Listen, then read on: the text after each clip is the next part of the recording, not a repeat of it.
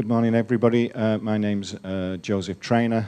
I manage the crime survey for England and Wales. I work at the Office for National Statistics in London.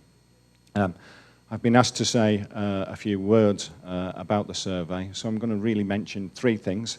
The first thing is I'm just going to give a little bit of general background about the survey, and then I'm going to move on to say a little bit about one of the parts of the survey, the self-completion section of the survey, which is quite an important element of the survey. And then I'm going to say a little bit more about how that operates, giving you a specific topic, how we measure estimates of child abuse from the adult population using that self-completion module. Okay, so to begin with, a general description of the crime survey for England and Wales. The crime survey, like a lot of large-scale government surveys, is a random probability survey. It's a cross-sectional survey, so it only interviews the respondent once. It's a face-to-face survey, so we have interviewers who interview people in their homes.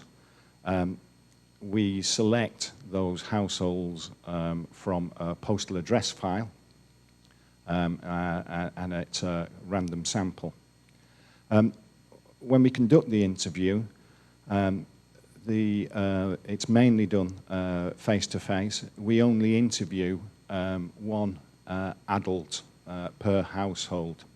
And then we use a calibration weighting so that when we produce the final estimates, we multiply the people we interview up to the total population. So it's completely unnecessary to interview all members of the household. You can still get complete coverage of the entire adult population of the survey without having to interview all members of the household. It's quite important, we feel, that we only actually ask one person in the household. If you think about how people respond to questions and some of the types of crimes that can occur within the household, the reporting rates are probably better, or we feel they're certainly better, if you only interview one member of that household. The questionnaire itself asks a whole range of questions. It's not only about whether the person has been a victim of any particular types of crime in the previous 12 months. It also asks questions in relation to people's perceptions of the police, if they've had any involvement with the police as a victim, how the police handled the matter and whether they were satisfied with it.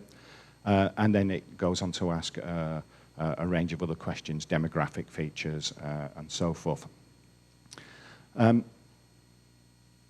The self-completion section of the survey is quite important to us, and I'll give you one example really in relation to that. In the normal face-to-face interview, we ask people whether they've been a victim of violence, and we also ask them whether they know any of the characteristics of the perpetrator. So they can quite often report that it was their partner or their ex-partner or some other household member. And from that we can produce an estimate of domestic violence. We kind of repeat a similar set of questions in the self-completion section of the survey. So the interviewer more or less, the information is normally recorded on a laptop by the interviewer. At this point, the interviewer turns the laptop to the respondent and asks them to record that information, and the interviewer makes sure that there's nobody else in the room when the respondent is typing the information into the computer. So we repeat the questions about violence to try and get estimates of domestic abuse and interpersonal violence. Because we measure it both on the face-to-face section of the survey and the self-completion section of the survey, we can compare the two results, and we record 5 times as many incidents of domestic violence using the self-completion section of the survey compared with the face-to-face section of the survey. So you can see how if you don't run a self-completion module, your estimates may well be a significant undercount. So there's a real solid piece of evidence there